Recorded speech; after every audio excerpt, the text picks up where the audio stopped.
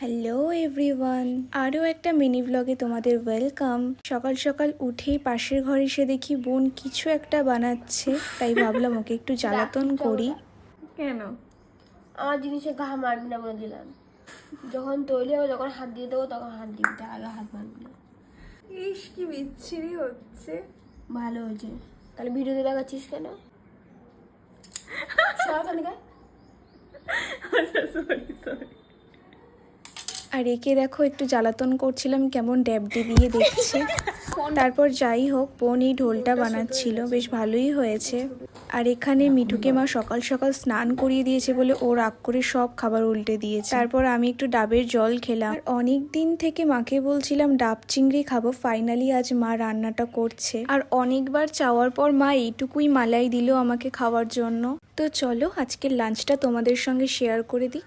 ভাত তো থাকবেই, আর হয়েছিল কুমড়ো ভাতে পমফ্রেট মাছ সর্ষে বাটা দিয়ে আর পাবদা মাছ।